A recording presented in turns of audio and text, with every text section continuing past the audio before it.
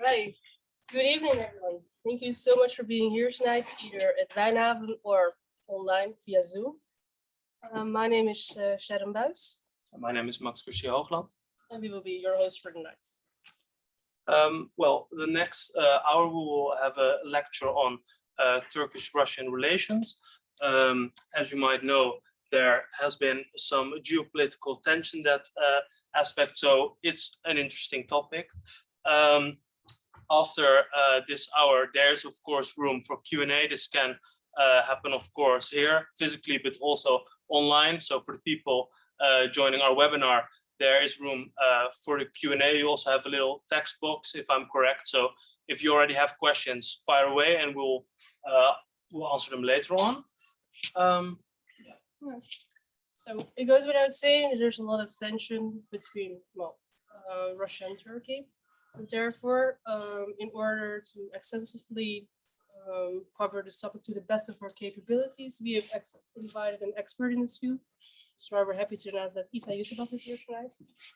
Isa is a Eurasia geopolitical risk analyst, predominantly focusing on both Russia and Turkey.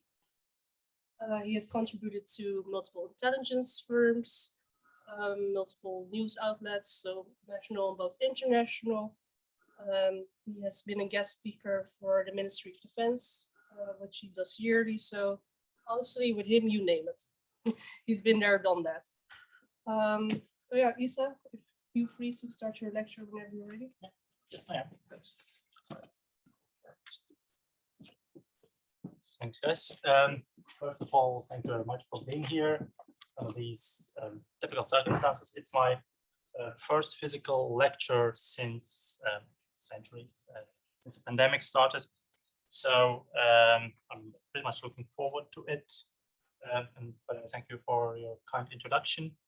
Yeah, this is a topic which I really like to analyze. My background as a geopolitical analyst, also the fact that I speak both Russian and Turkish makes it possible for me to look at the topic from a different perspective, and sometimes with quite unorthodox views that I'll discuss that with you guys tonight. And after my lecture, there is, as Sharon said, there's a space possibility to ask questions. But in order to stay in the vibe of this event, no critical questions, please, because that might get you jailed as we speak about Russia and Turkey. Anyway, so let's start. I'll start with the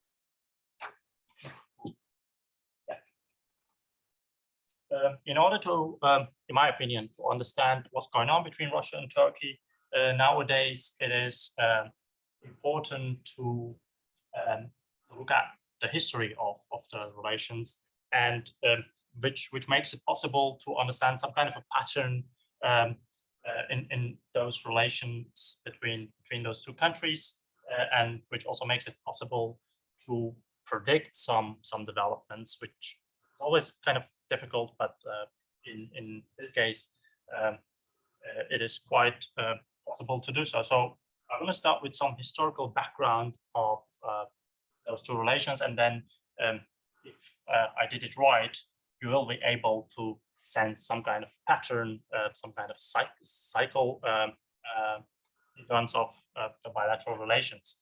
Yeah, history is important because it also defines the current situation, and the history tells us that there have been no other two nations in the world which have been in war with each other more than Turks and Russians. So basically, you can say they hate each other. And there have been, I think, if I'm not mistaken, around 14, 15 wars involving the Ottoman Empire, the Russian Empire, between 1800 and until they both ceased to exist. And then they ceased to exist in 1970.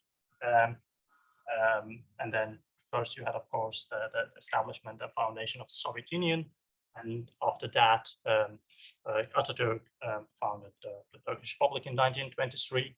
And this is the period where you see some kind of rapprochement between those two countries, because I think Bolsheviks were quite pragmatic in their view. Like they wanted to support the Turkish Republic, like the revolutionaries under the leadership of Ataturk, because Ataturk was also like fighting the Western powers in Turkey, and there are quite a lot of proof that the Russians, the Bolsheviks, and the communist regime supported Turkey with financially, with gold and money, and made it possible for Ataturk to win the war against the Western countries. So that's it, like in 1920 or something like that.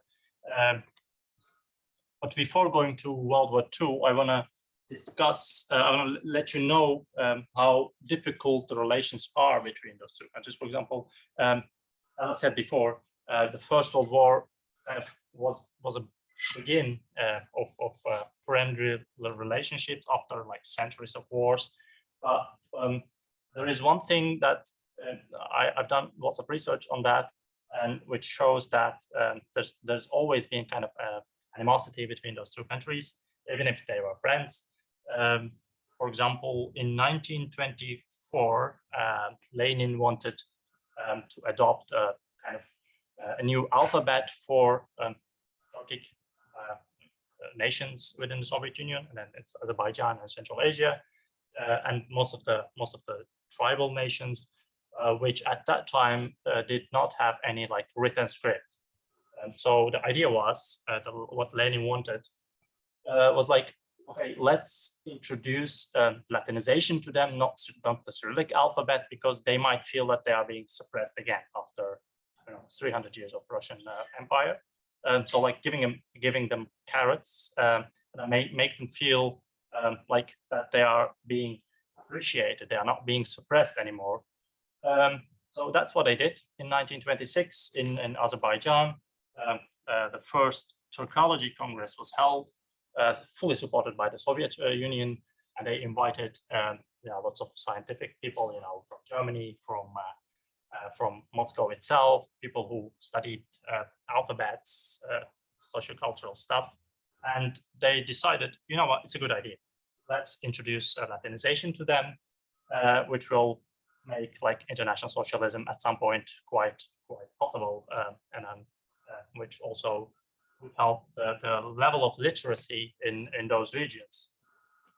So that was in 1926, and what happens next in 1928? Ataturk decides to switch to Latin script as well, which also was kind of a new situation, because they left like the Ottoman script, and then he also got a lot of critic for that decision. And still nowadays, there are some people like conservative aspects of the society in Turkey which say that they became uneducated in one day because they were introduced to a new alphabet that they couldn't understand. And sometimes even like, Erdogan uses that as well, that people cannot read the graveyard, like the graves of their grandparents, because it's not in Latin. Anyway, so Stalin was like, oh, this doesn't sound good, because that would mean that books published in Turkey in Latin would be accessible for like communist nations, Turkic nations in Central Asia and Azerbaijan, and that's definitely something that Stalin did not appreciate, because Turkey was, in his eyes, a kind of like a bourgeoisie country. So what he did was like canceling everything about Latinization, arresting everyone who was involved in that project, like from Moscow, even all the scientists and stuff, sending them to Gulag, bye-bye, and saying that, you know what, Latinization is a bad idea. We have to switch to the Cyrillic. So that was his idea in order to counter the potential Turkish influence in the region. And then you had World War II, where Turkey stayed like neutral as opposed to the Soviet Union. And then after the Second World War, Russia of the Soviet Union started to claim territories in Turkey.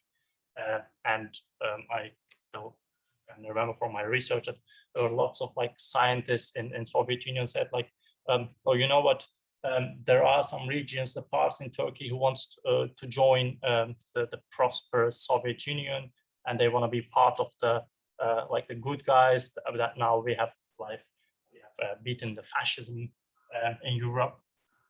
And then it resonated in the Kremlin.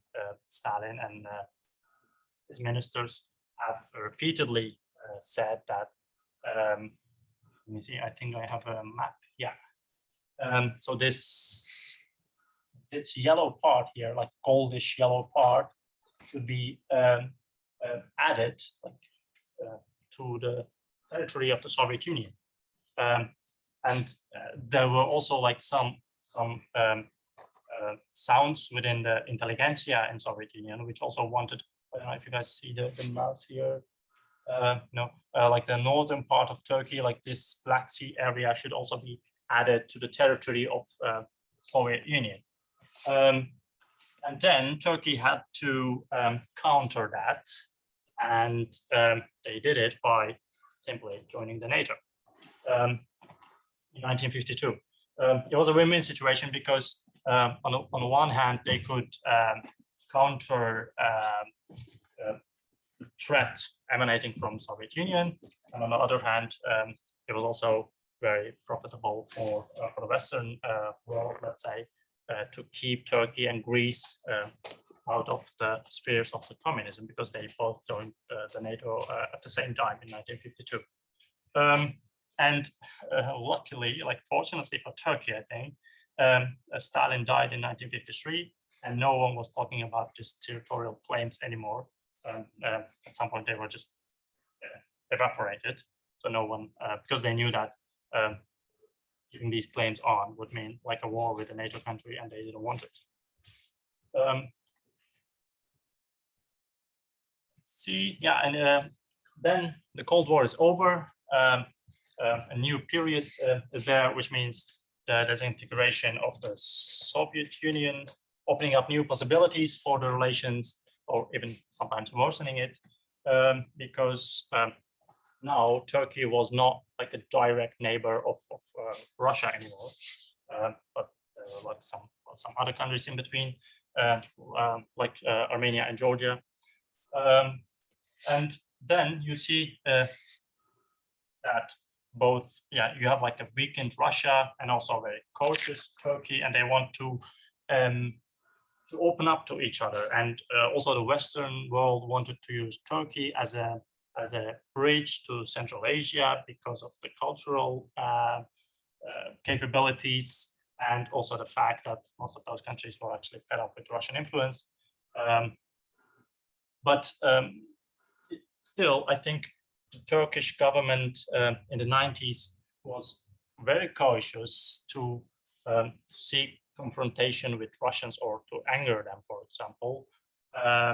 One of the examples, I mean, there were some periods that they did. For example,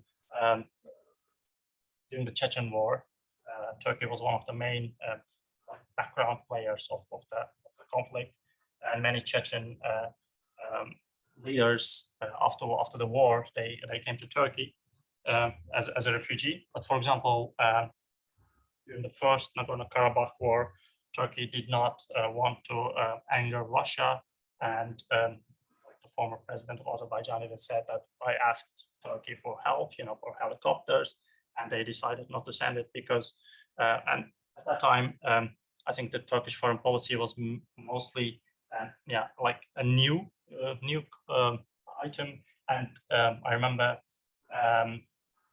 the former Turkish president Turgut Özal saying that, like when answering a question about Azerbaijan, it was in the 90s, he said that why should we help them, because they are not Sunni as we are.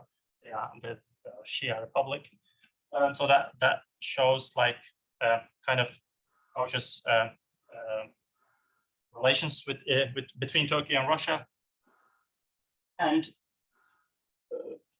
it is also quite interesting that despite having a kind of an understanding that on the one hand, Turkey was a NATO ally and Russia was still, like the nuclear power, there was a period that they were on the brink of a war. And that was in the end of 90s, when apparently some news appeared in Turkish media stating that the leader of the Kurdish insurgency organization, designated PKK, designated as a terrorist organization by EU, the US administration, and Turkey, that Russia was harboring the leader of the organization, Abdullah Öcalan. And then Turkey was like, it's not appropriate, and they issued a nota to Russia saying that if it is still the case, if he is still in Moscow, that would mean like a casus belli for Turkey. And then apparently the former Russian foreign minister Primakov kicked him out just to avoid any confrontation with the NATO ally. And then he went to the Greece embassy in Kenya. Same, Turkey also warned the Greek government, and they kicked him out as well. And he was abducted by Mossad and handed over to Turkey. So that's how they avoided a kind of military confrontation with each other. Here you see the former president of Russia, Boris Yeltsin, and the seventh president of Turkey, Demirel, and the guy in the middle is a very famous one right now. He's one of the few guys, I think, in Russia who speaks both Russian and Turkish. Dmitry Peskov, spokesperson for Vladimir Putin right now, and his Turkish is amazing, I must say. So yes, so Yeltsin and Demirel left the stage, and then you had like another president in Turkey, and then two authoritarian leaders took power. I mean, they came to power as kind of modernizers of like a drive behind kind of a new economy, Vladimir Putin and Erdogan. And from that moment, we see a totally new approach to the relations, because before that, the relations were not like based mainly on kind of a personal, you can say, relations or personal vendetta between two leaders in Turkey and Russia, but they did it. In the beginning, they also wanted to align their interests, and I think they had enough motives to do so, starting with the geopolitical aspirations, because both Turkey and Russia opposed color revolutions that we saw in the beginning of the 21st century in Ukraine, for example, in Georgia, in Azerbaijan, which failed, in Central Asia, because they were like, this is changing the status quo and we don't want it. But at some point they had to accept the new reality. And then they started also to invest in financial and economic relations, because I mean, the new situation in Turkey and Russia made it possible for them to do so. Like new energy projects. On the one hand, Russia wanted to export more oil and gas to the West, and Turkey wanted had like aspiration to be an energy corridor for energy resources from the Caspian Sea. So that was also like aligning with each other. And then you had like tourism, of course. Turkey became a #1 destination for Russian tourists in the first half of 2000, and it still remains like that, if I'm not mistaken. So yeah, economy plays an important role. And here you see Putin without a Botox back then, and the young Erdogan. Yeah, that was in 2004.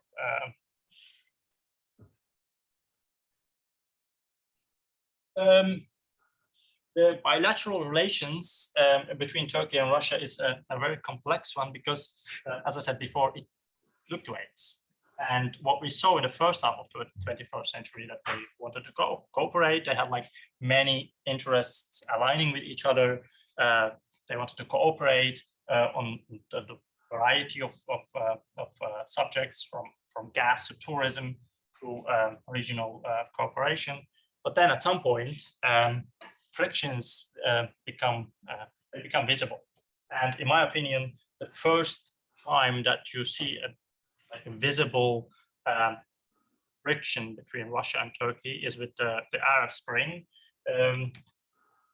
because it shows it was a kind of a new geopolitical development in the region, and both Russia and Turkey wanted to get in and spread their own ideology, I would say, and to make sure that the region is becoming much more valuable for their spheres of influence.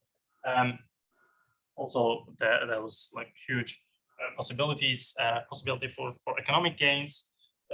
So imagine that you're two neighboring countries having geopolitical aspirations overlapping the same region, but with totally different and I would say incompatible interests.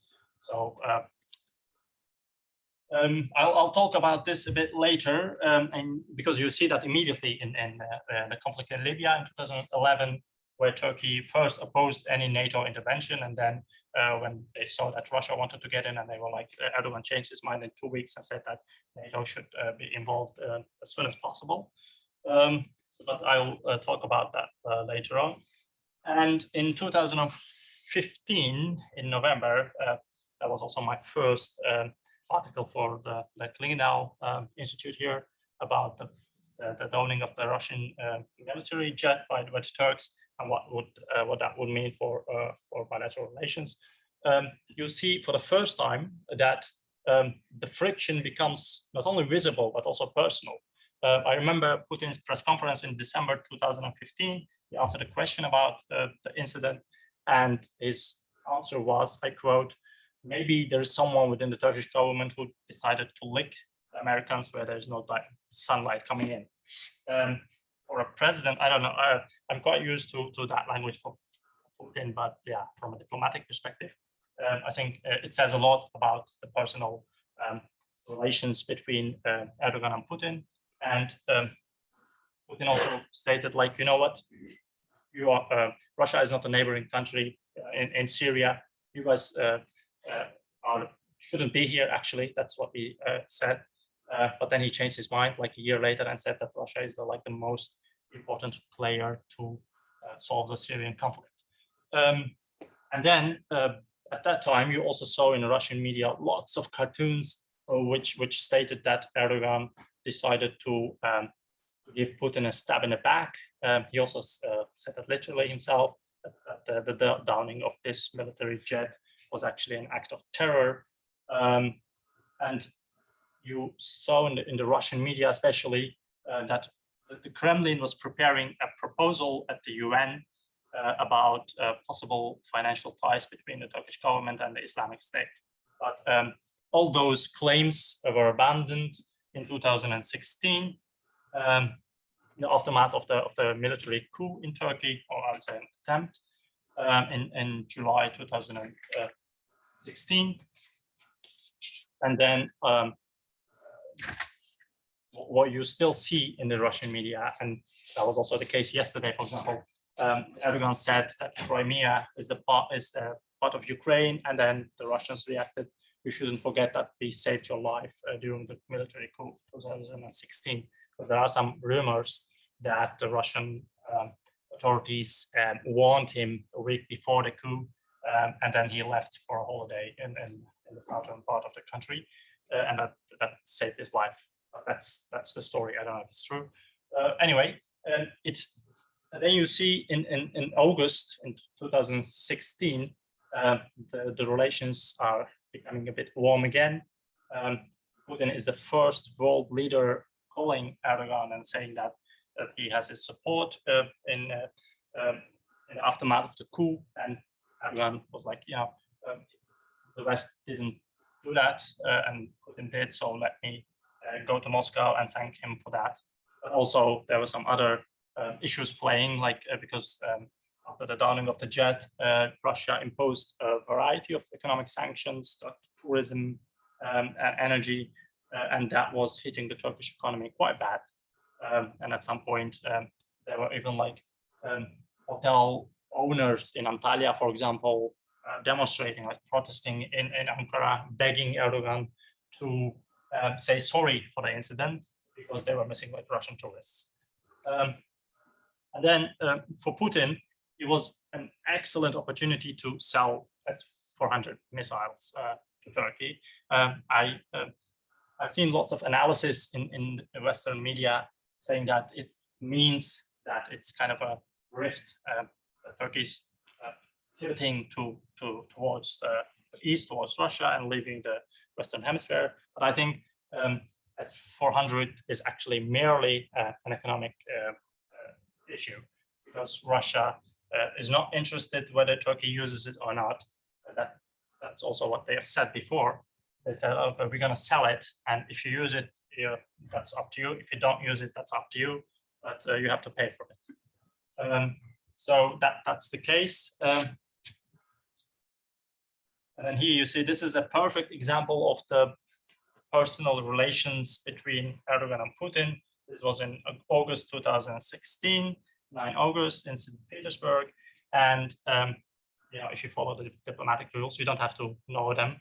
We have some guests from the embassy as well, so that you wait for your guests, actually, that you go and welcome them. But here Putin stands in the middle, and he was like, I'm waiting for that guy to come in and then give me a hand, so I can forgive him. And he actually did.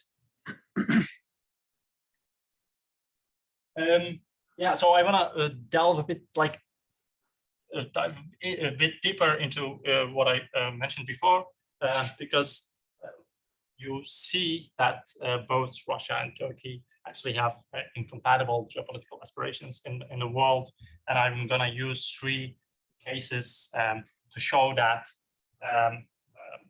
that the relations between Russia and Turkey, how complex and difficult they are. To start with Syria, of course. The conflict in Syria is one of the first conflicts where you see different positioning between Turkey and Russia, but they still want to kind of manage the confrontation and to avoid any kind of escalation between those two. So in the short run, it is perhaps possible, but the situation is so complex in Syria that it makes it actually impossible to make it like a sustainable, manageable relation between Turkey and Russia, simply because Turkey has always stated that they want their first primary goal actually is the removal of Bashar al-Assad, and that there should be a regime in a government in Syria based on the popular will and democracy in Syria. But the Russian intervention after September 2015, after the UN meeting in New York, where Putin accused actually the Western leaders of creating a chaos in Syria and creating a kind of power vacuum in the region. That's when Russians decided to intervene with military forces in order to keep Assad in power. And since then, he has regained actually almost the whole control over the country. So that's like the first incompatible issue between those two. The second one is the position of the Islamic State, which is much weaker right now than before, and the Kurdish militia, YPG, because Turkey is opposing both of them. And Russia had actually trained and also supported the YPG. And in the first years of the war, Assad was okay with much more power, like the influence for the YPG, because then he actually realized that it would mean that it would be a war between YPG and IS first, before then he could come in. So for Turkey, YPG controlled northern Syria is totally not acceptable, and that's why Turkey has decided to intervene 3 times with military force in order to create kind of a security zone as deep as 30 kilometers in Syria in order to make sure that the YPG does not control that area, and they obviously at some point will accept like this Assad's control in that region as well.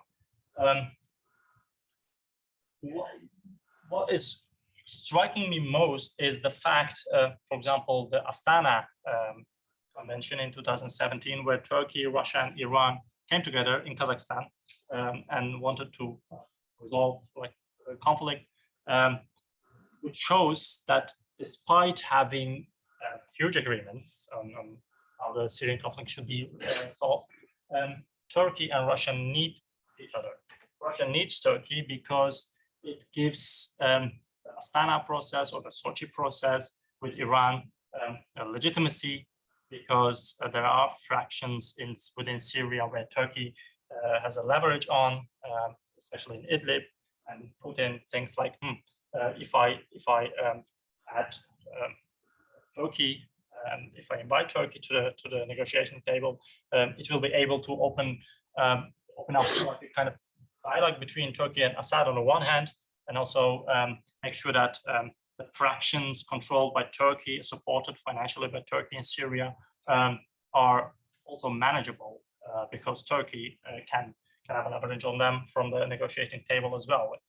But it's still what we have seen so far is that both Sochi agreement and Astana agreements are they sound okay, but they are not sustainable because, yeah, simply put, like as I've said in the first place, Turkey wants to remove Assad. So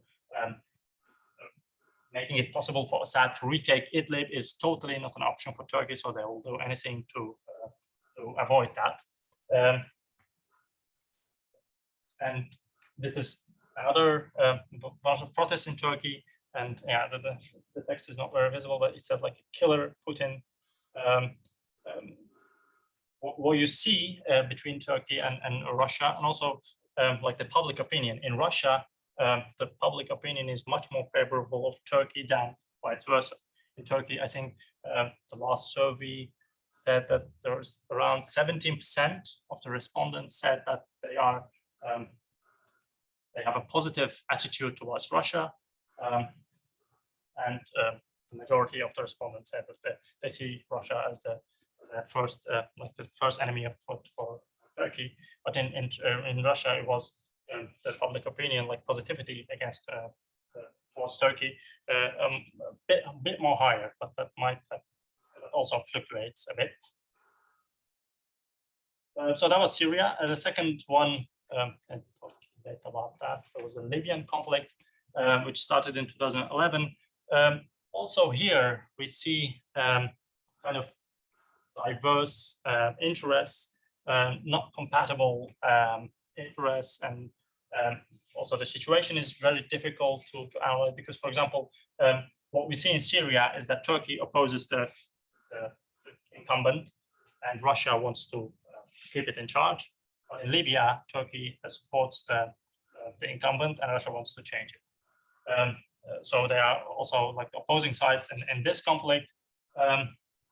Primarily, I think Turkey wants to utilize and to benefit from the economic perspectives of the Libyan economy, like a maritime deal, and Turkey even before Gaddafi, before the conflict started during the Gaddafi regime, Turkey had signed loads of contracts with Gaddafi in terms of construction. So I think Turkey lost around 20 billion US dollars when the conflict started. And for Russia is also, Libya is very important. It's pity that I don't have a map here, but it's Russia the leverage and also possibility to benefit from resources that Libya has. And so that's why they are mostly interested, on the one hand, to make sure that the Libyan oil and gas do not get to the oil and gas market, because that would suppress the prices for Russian gas. By the way, that's also the case with Iran. For example, when it comes to Iran, Turkey and Russia say that they are allied with Iran, but Turkey wants Iranian oil and gas to reach the global market, then can serve as a goal to make it possible for Turkey to become like an energy corridor. But Russia is opposing it because, simply put, that's economic rationale. It would mean that Russia would get much less for its gas and oil. Same is the case in Libya. And then, as it was the case with Syria, you have different interests, spheres of influence. Russia wants to make it like profile itself as a kind of arbiter of the conflict. Now, US is the Western countries are leaving the region.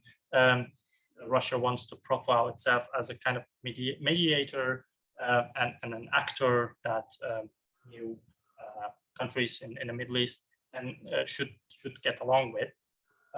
Same applies for Turkey. Turkey wants also from the religious point of view, but also increase its spheres of influence and make use of the possibilities. For example, the maritime deal with Libya, which was opposed by lots of European countries.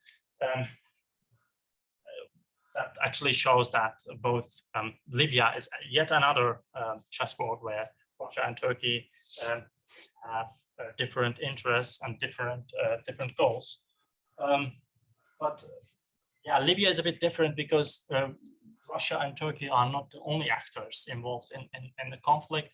For example, you have France, you have Italy, you have the US, and Turkey wants, both Turkey and Russia want to balance it against each other. For example, Turkey knows that Italy is opposing France supported regime change in Libya. That's also supported by Russia and the UAE and the Americans, I think, because that's why, for example, countries like Spain, Portugal, Italy, Malta, they oppose EU sanctions on Turkey because they have interests in Libya for themselves. For example, Italy doesn't want its oil company Eni being ousted by the French. So that's why they don't support sanctions against Turkey. They support Turkish operations in Libya for their own sake. And Russia wants to play that card against Turkey as well. For example, they have organized lots of military, like maritime drills with Egypt and UAE in the region, just to oppose, or actually to provocate, I think, the maritime deal between Turkey and Libya. I think I have a picture of yeah. For Turkey, the military maritime deal between Turkey and Libya is quite an important one to get access to the region.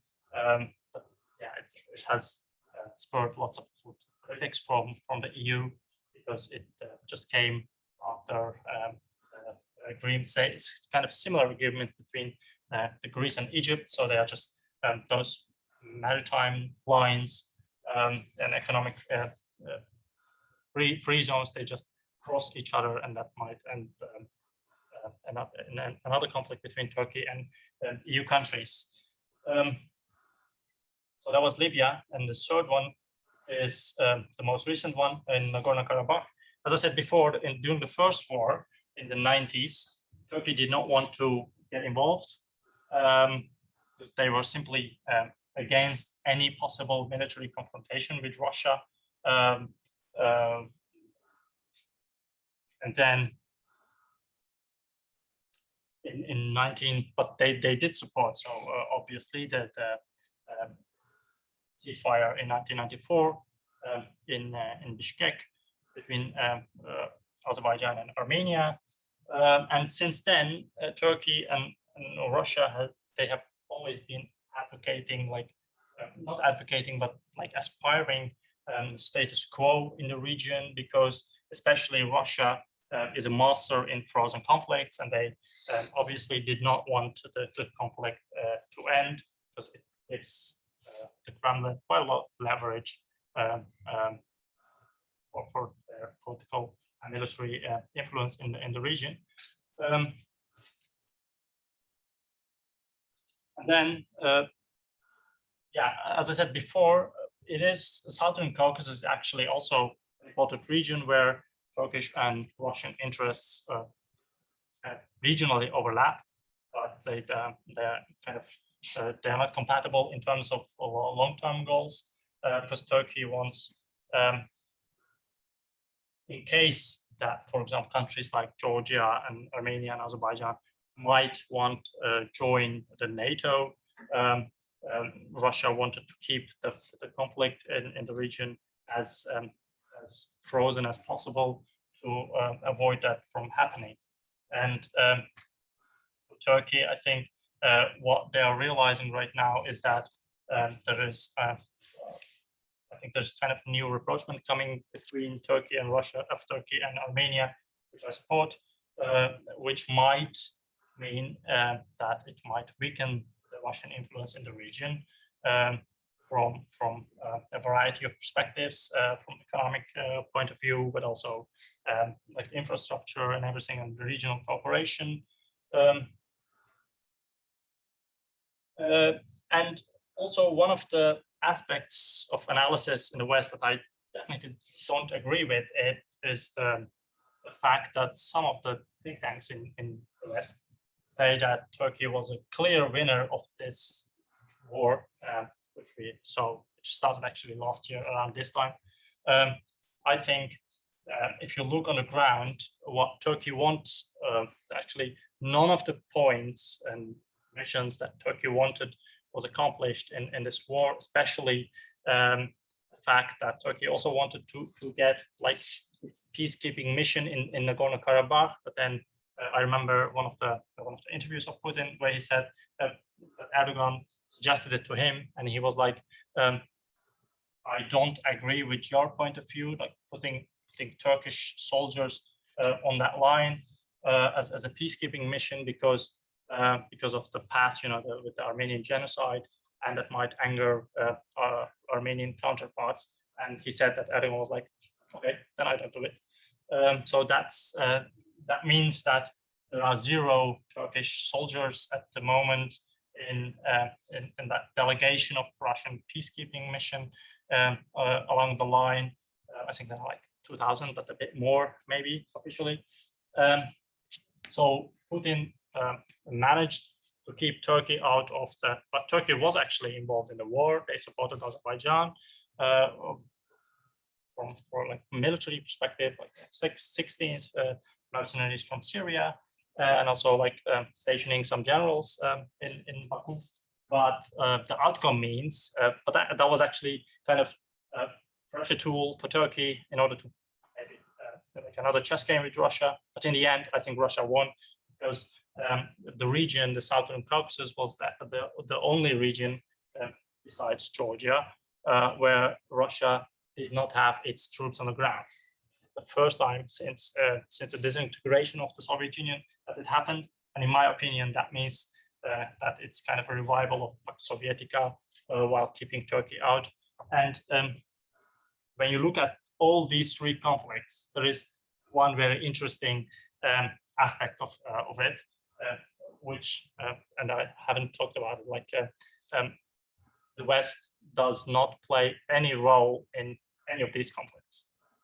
And that made it possible for Turkey and Russia to make use of that power vacuum and to get in, to increase their spheres of influence, and to make sure that they saw it clearly, like, okay, if the West is leaving, someone should like mediate, someone should talk to the incumbent, to the opposition and stuff, and then we should do it ourselves then, and then try to manage our expectations, try to manage our like the escalate when it's necessary.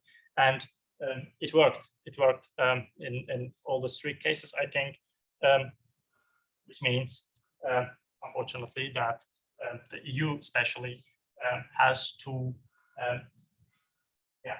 observe the reactions and like, because, for example, in Syria, if the EU would be much more proactive, that would maybe change the whole refugee crisis system and not give Turkey leverage that it has now. The same in Libya, but in Libya it's a bit difficult because As I said before, the half of the EU countries support sanctions against Turkey for what they have done in Libya, and the other half is like, no. They are, even Germany is opposing sanctions on Turkey for the situation in the Mediterranean and in Libya, because that would mean that angering Turkey might open new crisis for the European Union in terms of refugee crisis, and they don't want it. And in Nagorno-Karabakh is the same. I think it is not a surprise that it happened when the Americans were busy with their own elections, when Europe was busy with Corona, and Russia was like, I am not interested anymore in keeping the status quo. I want to pressure the pro-Western and democratic regime in Armenia. That's why I don't mind if the war is there again, because in my opinion, Azerbaijan would never dare to start a military operation without direct Russian approval in that case. So on the one hand, Putin wanted to pressure and to punish the pro-Western, pro-democratic regime in Armenia, and also keep Azerbaijan, maybe make it possible for them and change the public opinion, because public opinion in Azerbaijan is, as opposed to the regime, quite anti-Russian. Maybe make them a part of the Russian military unions in the region. So that's, and I find it quite, disturbing, to be honest, that the West does not play any influential role in the region where I come from. Those who don't know me, I was born in Azerbaijan, but I grew up here.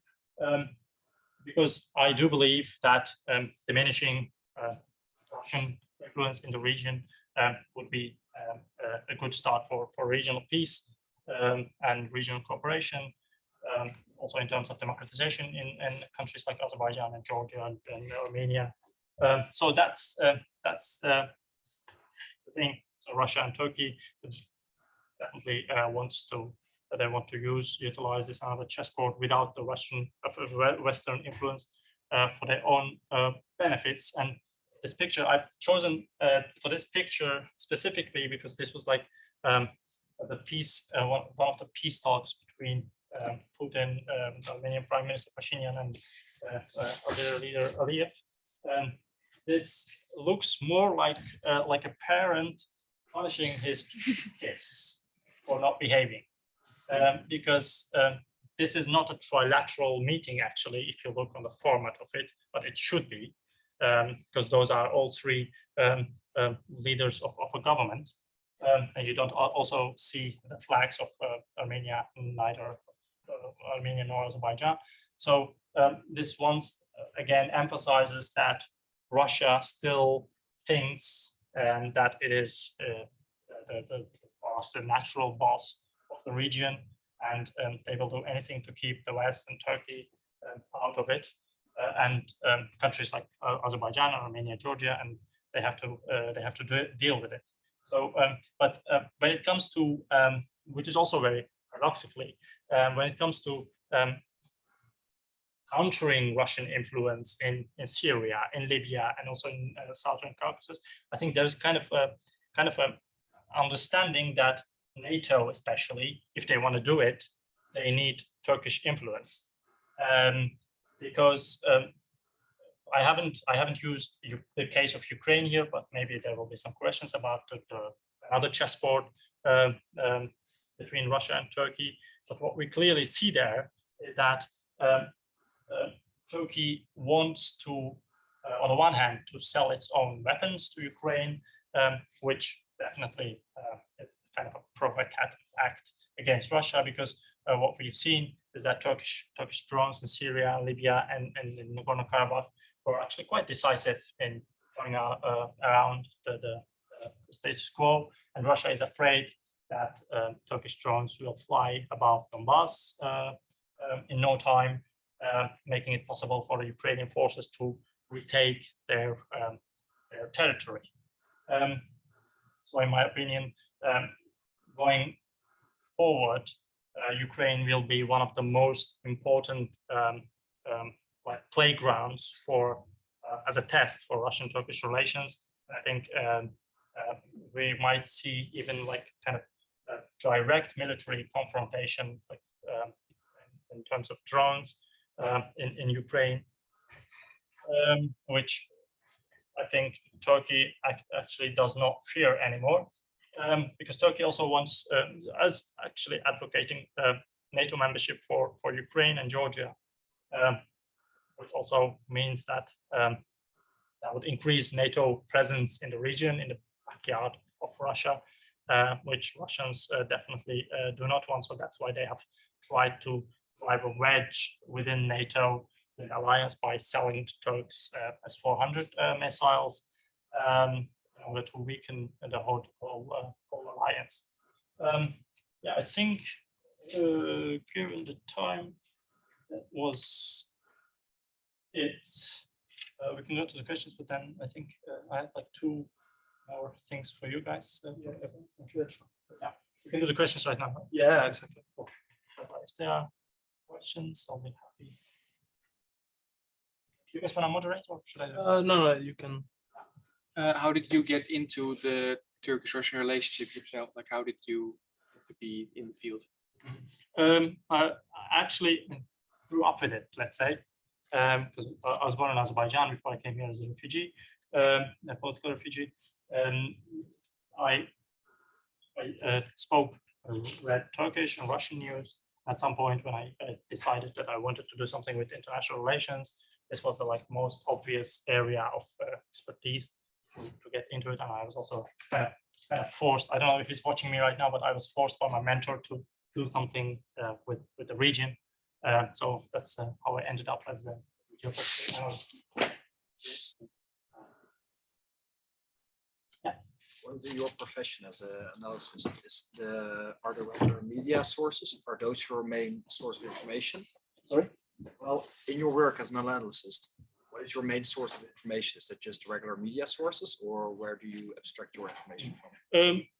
Yeah, that depends. I think I read Turkish and Russian media every day, also pro and anti-government, like think tanks, and then I watch lots of TV in both languages, like political shows, and then I try to make up my own mind, and that sometimes gets me in trouble, but anyhow, so that's, yeah, kind of, so I tend to use both national news combined with scientific stuff and think tanks, which also makes it possible for me to have a kind of critical approach. For example, I can use one example. There is a think tank, very renowned think tank in the Netherlands, the Hague Center for Strategic Studies. Recently, they published an analysis on Turkey-NATO relationship, and the conclusion was that the most likely scenario is that Turkey is going to leave the NATO. And that's, in my opinion, the only impossible scenario, because from a pragmatic approach, that will mean that if Turkey leaves the NATO, it's surrounded by nuclear powers, Pakistan, Iran, I mean, it's like evolving, Russia, and then given the animosity between Turkey and Russia, when something happens, a conflict in 2015, for example, when Russia threatened Turkey, the first thing that Erdogan did was calling Jens Stoltenberg, like, can you help us if something happens? So leaving the NATO is totally not possible, and also, like, I think even not even desirable for Turkey, because they quite clearly understand that Turkey without NATO involvement is actually that does not matter from a military perspective. So that's like, so I try to read that kind of things, and then try to make up my own mind. Sometimes it's like I don't agree with the most analysis that I read. Yeah, that's me. No. Yes, there are republics in Russia with Turkic people. Do they have a better relationship with Turkey, and does its relationship with Turkey and Russia? They do. For example, Tatarstan, Turkey has lots of construction investment going on in Tatarstan, and I think Russia also realizes that angering Turkey from a soft power perspective. For example, Russia was one of the countries which did not react to the Moscoization of Hagia Sophia, for example, because they knew that there is like a majority, like a fast population of Muslims in Russia.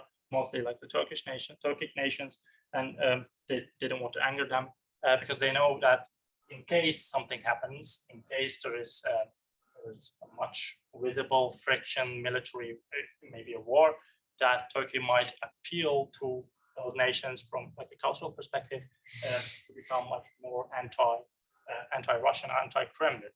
So that is a weapon that Turkey, not only Erdogan but also other Turkish leaders can use in order to threaten Russia. So, and I think Putin clearly understands that. So he has always refrained from making comments on the soft power aspect, like sociocultural aspects of the relationship. Regarding the Karabakh War of last year, you said that Turkey was not a winner there. I think we have a different feeling about what is winning and losing, because when you look, Turkish companies are now rebuilding that area, so there's a great economical benefit. Turkey's involvement has shaped public opinion in Azerbaijan about Turkey. They love Turks even more now. Turkey gained also image of helping out allies, like Turkey's soft power a bit greater. And also another benefit, I think, is it showed Turkey's military power, drone power, which also has good effect against their enemies, let's say. So I don't really agree. How can you say like it didn't win? Because I agree with those points, because that's true. But what I mentioned was like being a winner in the confrontation with Russia. For example, if you look at the situation, Turkey wanted to have like a corridor to Nakhchivan without any like Armenian territory in between. That didn't happen. Turkey wanted a secure line of transport from Turkey to Azerbaijan, but the peace agreement from November the 9th said that it should be controlled and monitored by the FSB. So if they want to keep Turks out, if they create kind of problems for Turkish drivers, let's say trucks and stuff, they can do it easily. And third, as I mentioned, Turkey wanted to have boots on the ground in Karabakh, alongside with Russians on the line between Azerbaijan and Armenia, but Putin refused it. But Putin wanted actually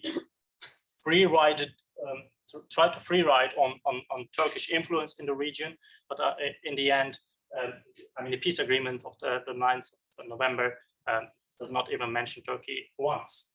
So in that sense, yeah, I mean, in Azerbaijan, they won. I mean, you're right. But when it comes to the bilateral relations with Russia and like a regional stuff, regional friction, Russia has clearly demonstrated that they can definitely outpower Turkey in that sense.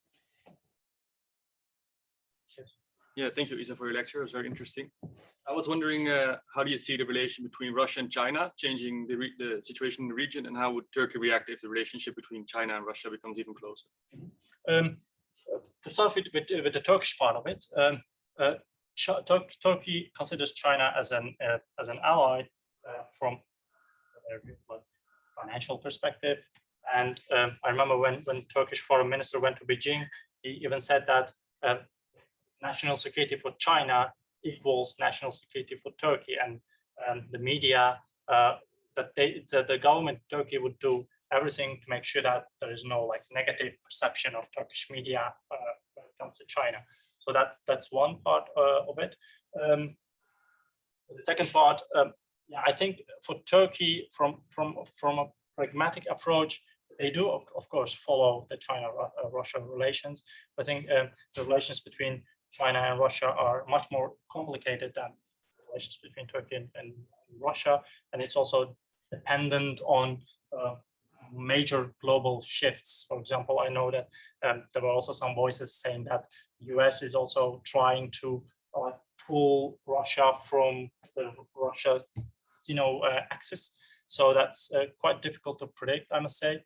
But I don't think that if Russia and China become much more closer, that Turkey will play also maybe adjust its policy. That's also very interesting because while Erdogan profiles himself as the leader of the Muslims around the world, the suppressed Muslims, Turkey does not recognize the genocide of Uyghurs as genocide, simply because of that financial economic relations. But that might change. I mean, the foreign policy of Turkey is quite fluctuating at the moment, because they were like fighting with the UAE and Saudis, now becoming friends again. And I think Erdogan realizes that the much more pragmatic approach might help him. So maybe we'll see if the Cold War between US and China becomes much more visible, that Turkey will decide to join the Western hemisphere.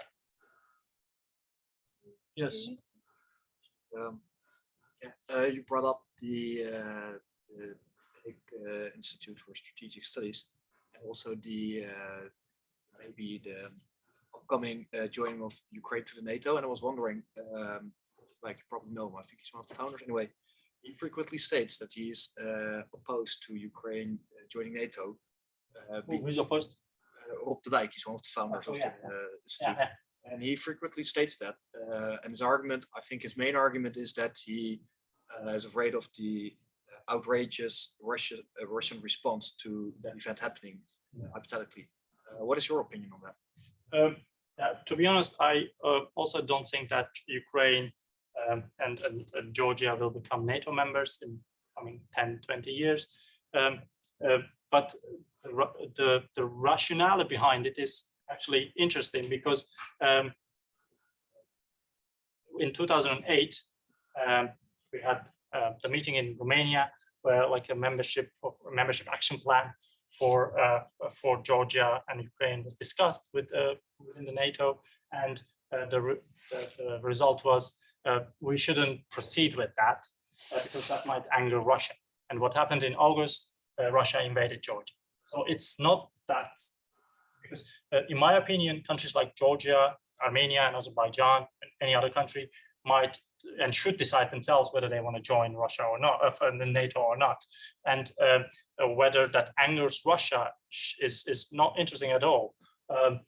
It might, but so far it has worked like the other way around. Not giving them the possibility or potential to join the NATO has resulted in Russian aggression in Georgia and also in Ukraine. So, but I think Western countries, they are much more pragmatic in that, and that's why they just try to keep the membership issue on the agenda, but not proceeding with it. But that's where Turkey comes in. Turkey has suggested to come up with its own membership action plan for Georgia and Ukraine in order to speed up their NATO membership, and also that's clearly to anger Russia actually. But I think I don't see them becoming member of the NATO family in the coming 2 decades at least. You have a question, right? Yeah. So you slightly touched upon the coup in Turkey, in which you said that there's this rumor of Russia being tipping off Erdogan of the coup. Do you have any other information that there has been Russian interference in the coup, either on the side of the AK party or on the side of the ones who were trying to implement the coup? Like a direct Russian involvement? Either indirect or direct. Now, I think it is, from what I have analyzed, I think it's true that someone tipped them off first. And that, in my opinion, the coup was not staged by Erdogan, but it was utilized to the max by him. And another interesting fact is that on the day of the coup, Alexander Dugin was in Ankara meeting officials from the AK Party. And I believe that Russians tipped them off based on their intelligence from Turkish naval sources in the Mediterranean, because I'm pretty sure they are listening to all like radio communication, because that some of those people from the Turkish Marine they were actually involved in the coup. I think that's how the Russians got to know of the coup, and they informed Erdogan. I think they informed him and they warned him because they knew like this is something that we can use against him after the coup. But in terms of knocking it down by by Russian support? I don't think so, because it was the fraction of the Turkish army anyway. Maybe it was set up by another fraction, but direct Russian involvement was not necessary, but Russia clearly used it to its own benefits. And I think that also gave Putin a kind of a joker to sell those S-400s as a result of this. Yeah, we'll just answer one question from the Zoom. Okay. Then we'll get to you. Yeah. Okay, so Liv asked, what's Russia's role in the Armenian-Turkish relationship? Destabilizing it, I would say. Russia is not interested in regional cooperation between any countries in the region for the sake of their own political influence, because Turkish-Armenian relations, better Turkish-Armenian relations can be a drive for better relations between Azerbaijan and Armenia, and open up the whole regional cooperation with the leadership of Georgia, of course, because both Azerbaijan and Armenia are their public opinions quite positive about it, and the West international community can use Georgia as a mediator. I think Russia, as I said, is not interested in peace in the region, because that undermines Kremlin's own strategic goals, because that would make it impossible to keep up the frozen conflicts, not only in Southern Caucasus, but also in other regions.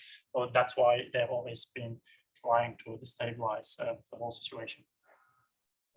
Yeah, so you mentioned the intelligence sharing. What is actually the kind of nature of the relationship between Russia and Turkey?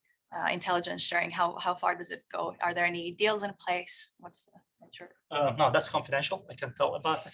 Sure. But it's quite interesting that you bring it up, because as I said, Chechen leaders after the war, they went to Turkey first. And there was a period that Russian intelligence services were very active in Turkey, because you don't need a visa, to enter Turkey, and then you can just enter as a tourist and then assassinate someone and go back. That happened a lot. Many Chechen leaders were assassinated in Turkey, and I think Turkey was not really incapable of stopping it, but they just was like, okay, we'll try to keep it under the carpet.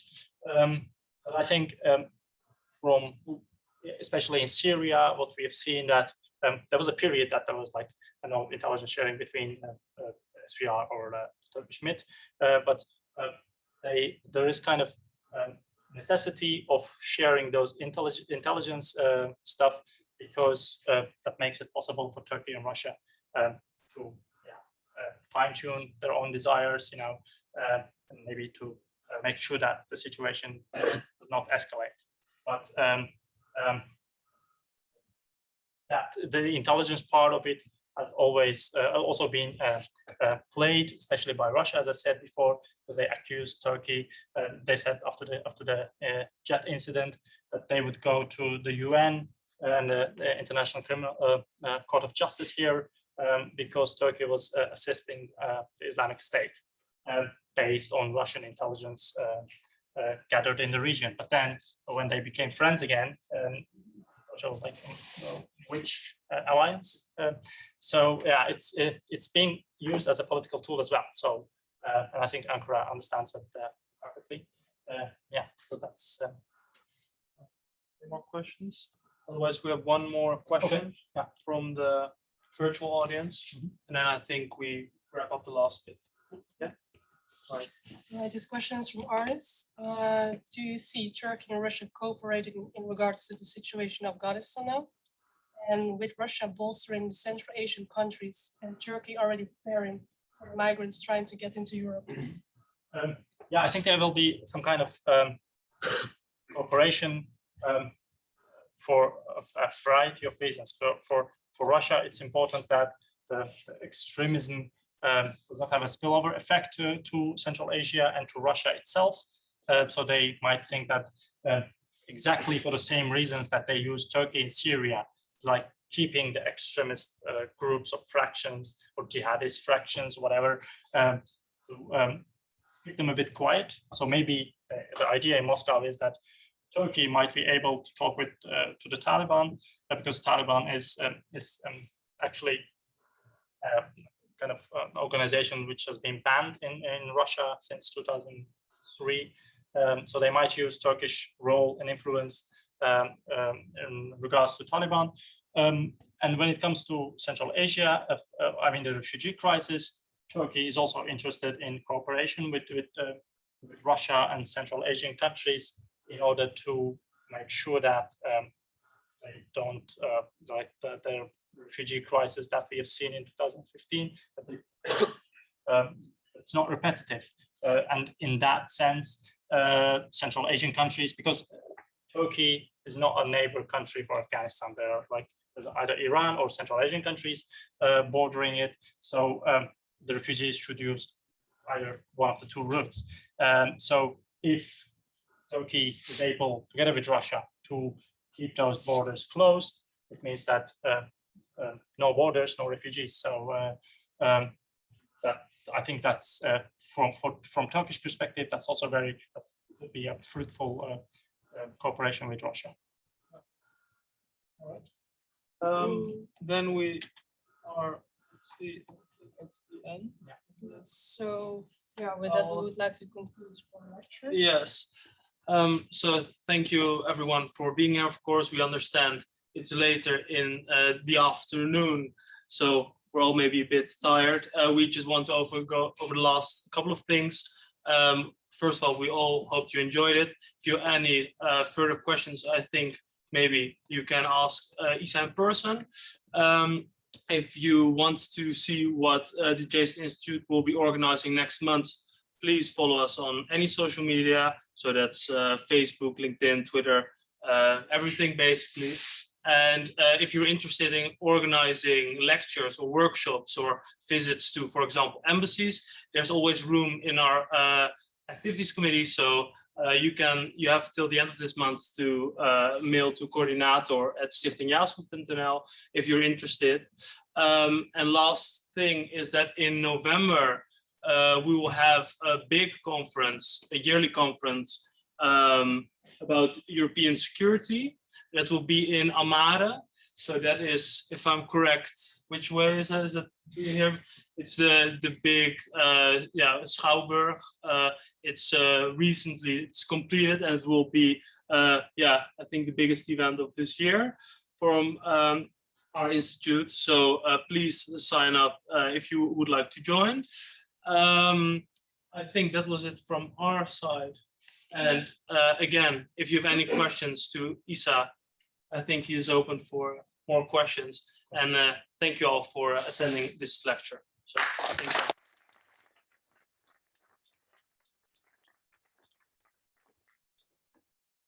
Oh, and one last thing, more practical, of course, if you leave the room, we're still with face masks and everything. So.